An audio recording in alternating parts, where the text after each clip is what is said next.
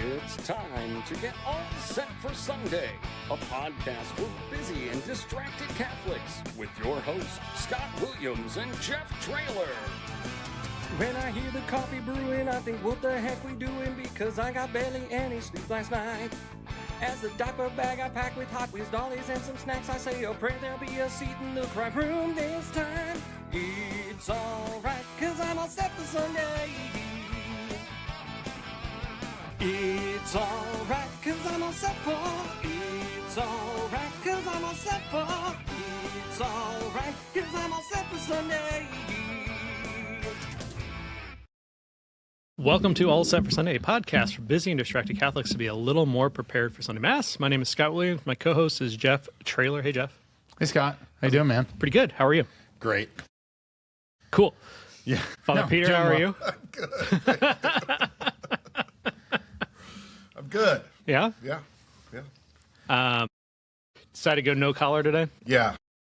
He always forgets that we record video. Every time. Until this moment when we ask. Thank you for shaming. Just It's good. Collar shaming is Maybe you gave it up for Lent. a We didn't know. part of the You gave up your collar for Lent? It's my fat neck, and don't have things that require me. You know, it's like running around the office today. So yeah, it's fair. I do feel like there's a world where priests either are in this mode where it's like, my neck's fat, I'm just going to undo this when I don't have to. Or they wear those fixed collars that are so overly big on them it looks like a dog collar that's hanging around. You know exactly what I'm talking about. Yeah. Anyway, First time there's I've heard it referenced as a dog collar. there's a 3-inch gap between their neck and that. Yeah. I know what you're talking about. Yeah. Well, those are the fancier collars, too. Yeah, but often, I like to imagine it really is fancy, not fancy, that way more decisions about what priests wear on a day-to-day basis is just about comfort and convenience than it is trattiness or not. I don't know.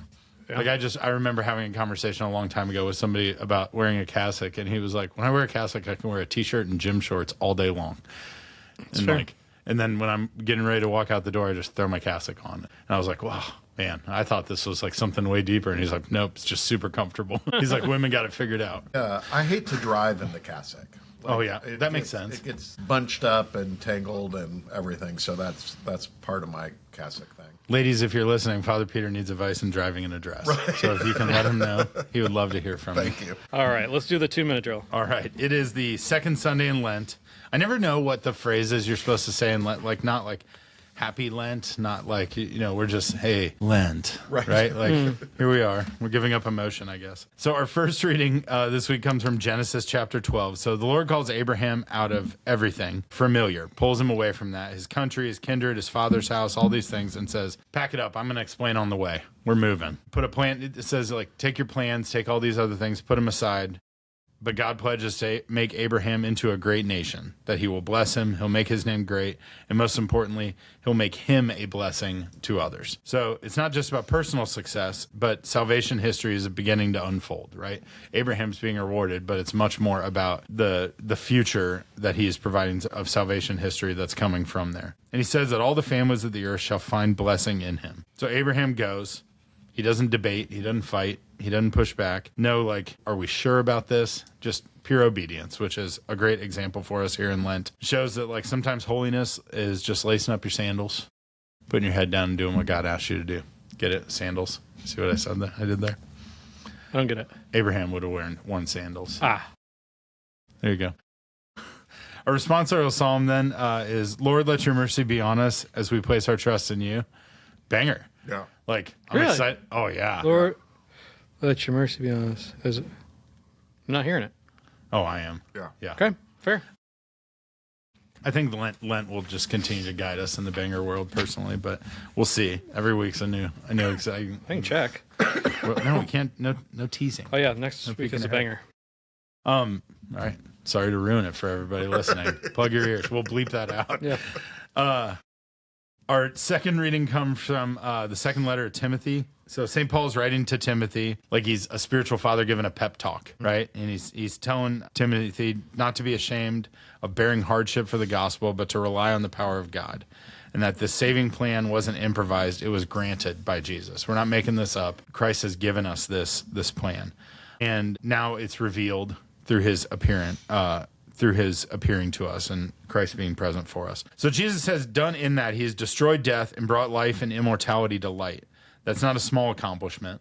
It's kind of a big deal, bringing that together. And Paul's message becomes very clear then that suffering for the gospel isn't a sign that something's wrong. It's participation in victory. It's us getting to, like, that suffering isn't a problem. It's not something we need to fix. It's our opportunity to embrace and celebrate this victory together. And then our gospel reading, our gospel comes from Matthew chapter 17.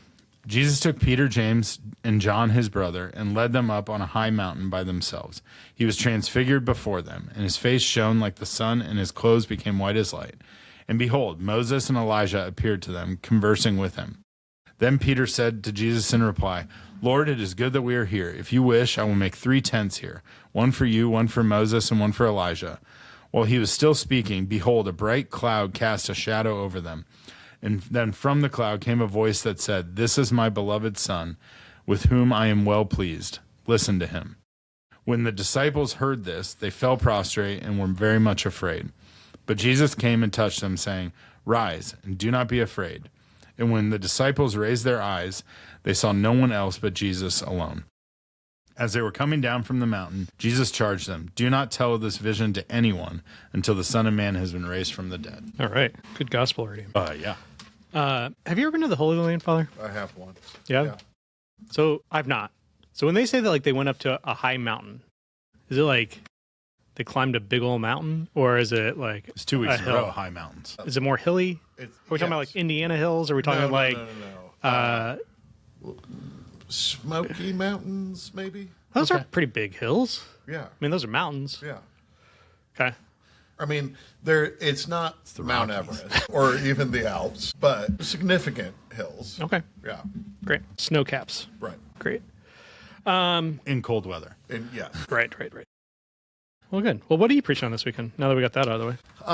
So I think there's 2 options. One, we can continue from last week where Christ was presented to us as the new Adam, and this week Christ is presented to us as the new Moses. So we have this journey through Lent where Christ is the fulfillment of everything that came before him, the fulfillment and the perfection of that. Or, which is... Did you mean Abraham, not Moses?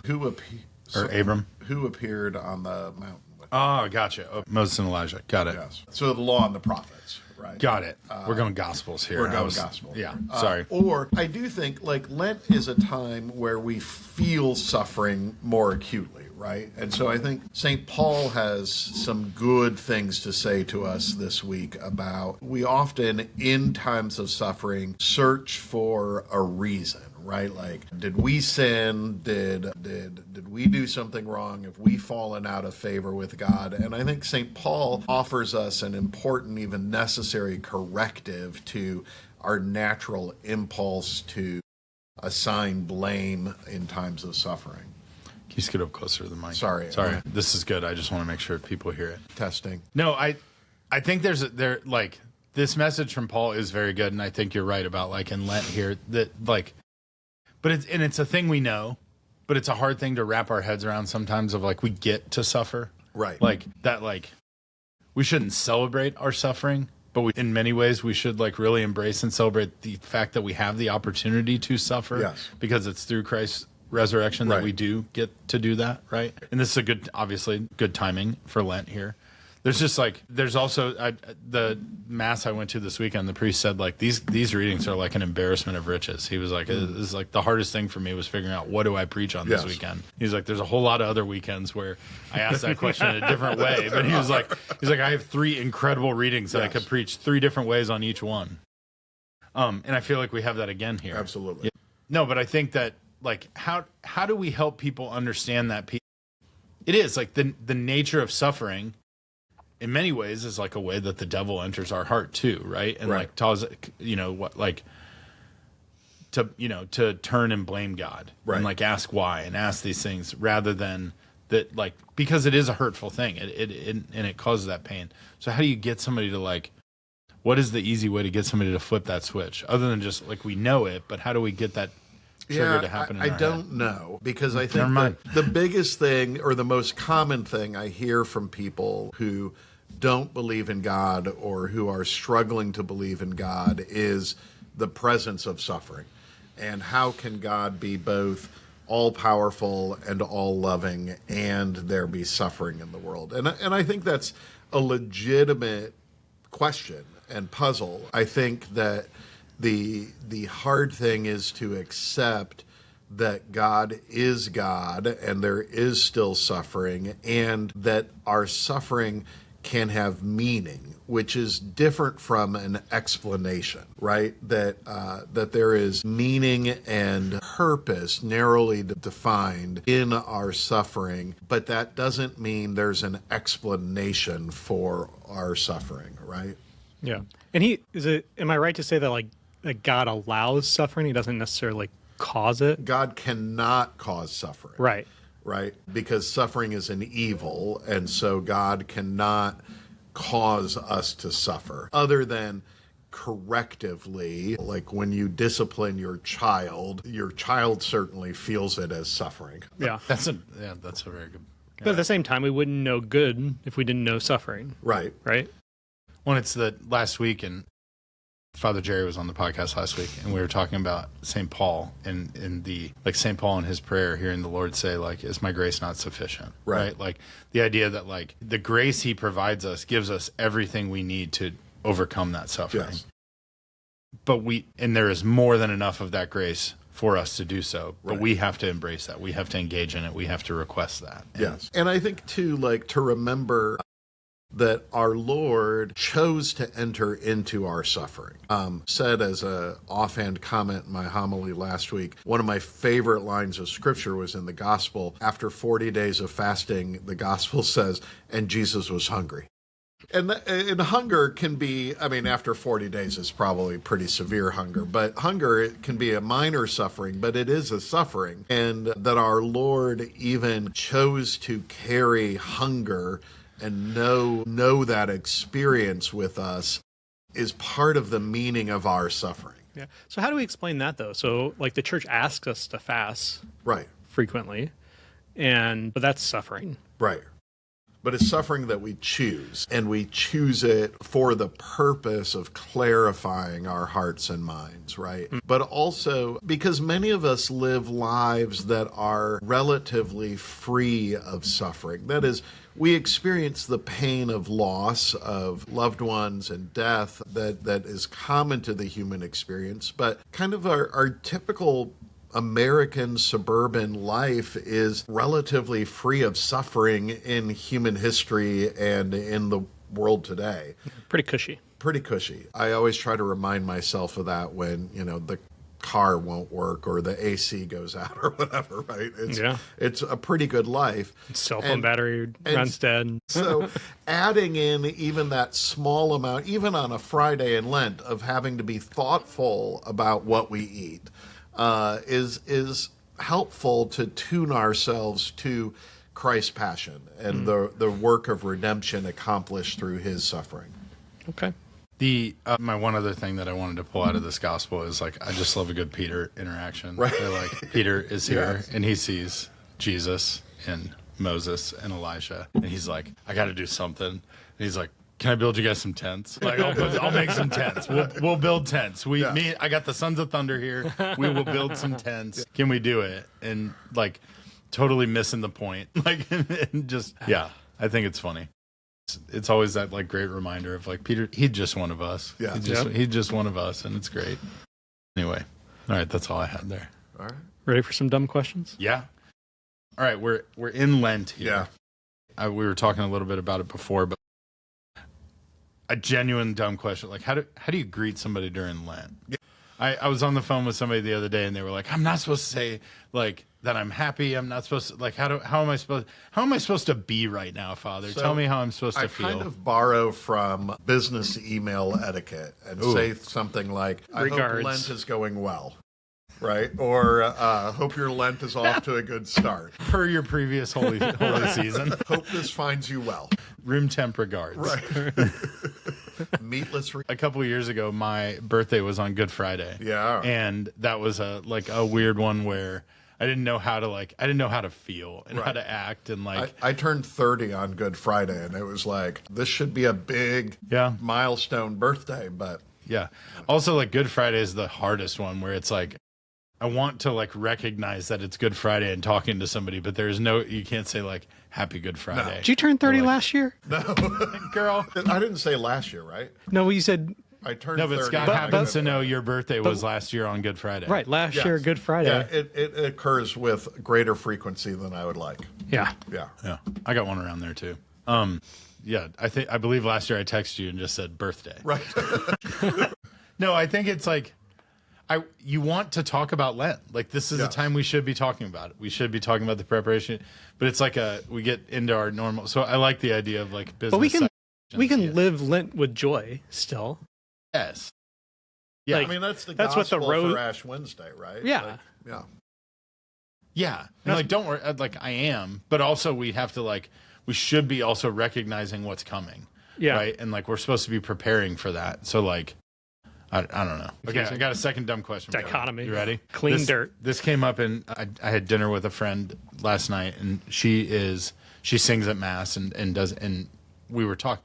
We were having a larger discussion about the sacraments and like the funniness in ministry sometimes, like how people want to like take a sacrament and like they're going to make it better, and like how laughable that is, of like, you're just going to make it better. Like, how are you going to make it better? Right. What are you possibly going to do to like, and I was saying, this is like when, and like, there is perfection in the Eucharist. Right. So like, it drives me nuts. I've talked about it on here before, when people clap after Mass for the music, right? Because I'm like, if we should be clapping at any point in time during the Mass, it should be at the elevation. Right. Like, that should all just be whooping and hollering and cheering. And the question came up of, can we do that?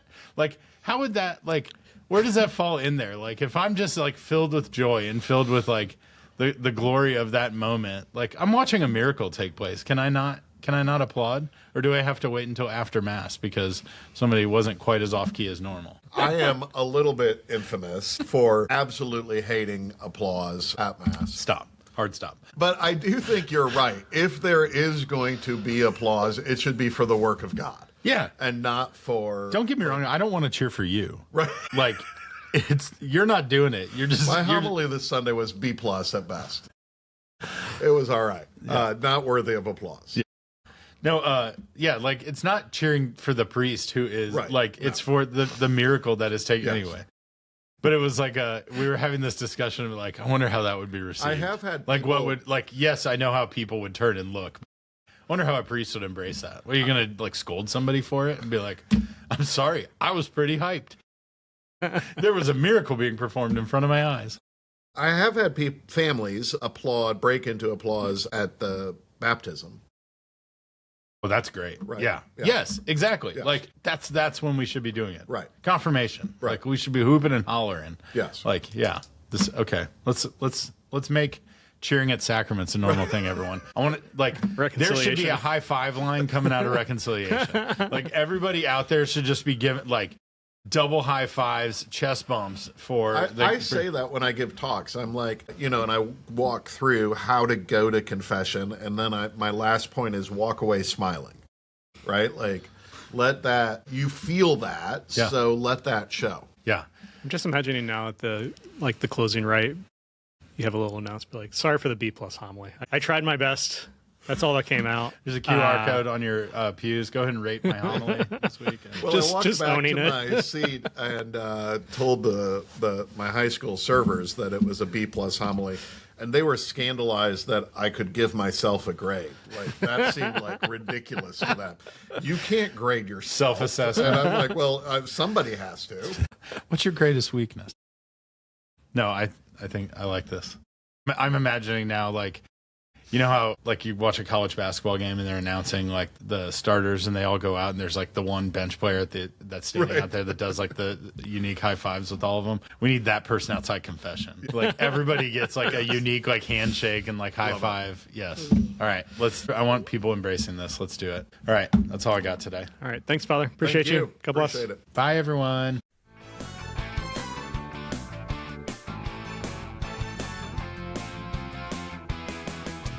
It's alright, cause I'm all set for. It's alright, cause I'm all set for. It's alright. Cause I'm all set for Sunday.